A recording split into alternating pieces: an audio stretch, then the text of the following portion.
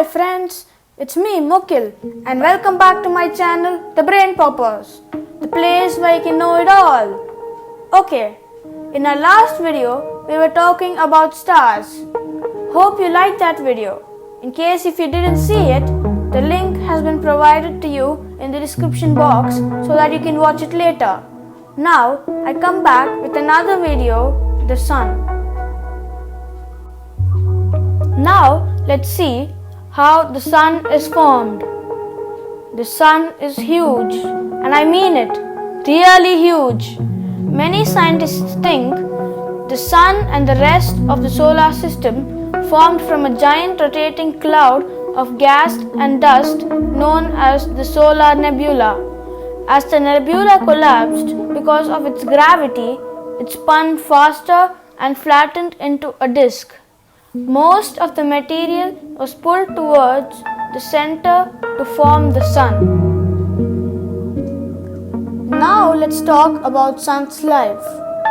Okay, what do you think about sun's life? The sun is halfway through its life at 4.5 billion years old. The sun has burned off around half of its hydrogen stored and has enough left to continue burning hydrogen for another 5 million years. Currently, the sun is a yellow dwarf star.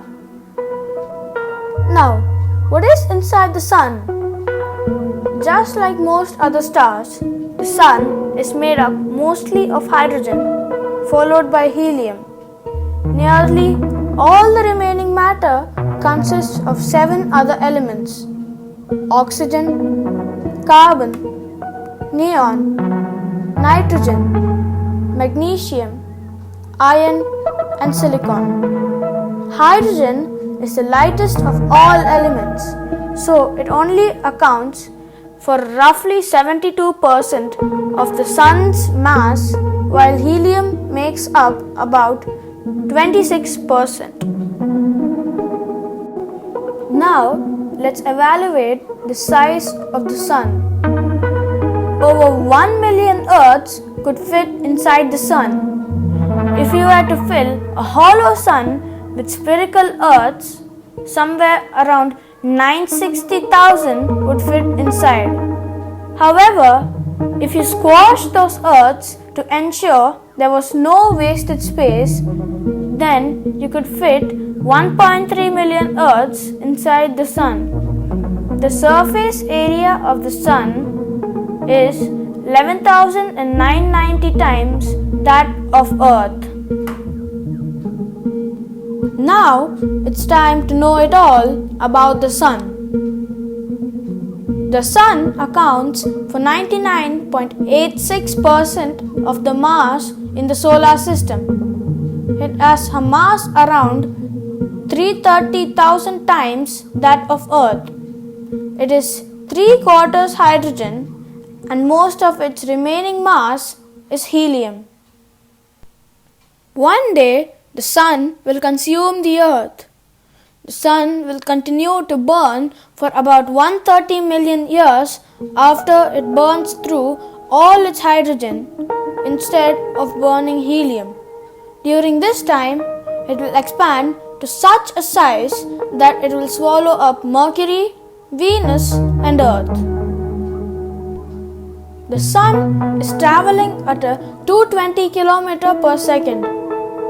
It is around 24,000 to 26,000 light years from the galactic center, and it takes the sun approximately 225 to 250 million years to complete one orbit of the center of the Milky Way. The atmosphere of the sun is composed of 3 layers: the photosphere, the chromosphere, and the corona.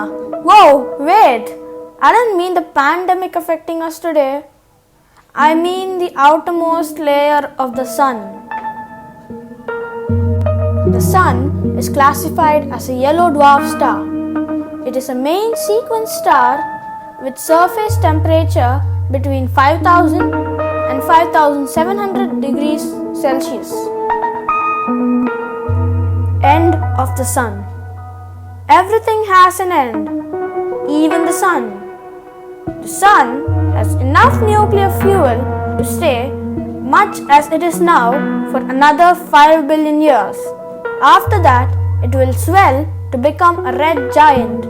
Eventually, it will shed its outer layers and the remaining core will collapse to become a white dwarf. Slowly, this will fade to enter its final phase as a dim, cool, theoretical object, sometimes known as a black dwarf. Okay guys, that's the end for today's video. I hope you enjoyed it and I'll meet you with another interesting topic. Make sure to like, comment and subscribe to my channel, The Brain Poppers. Goodbye!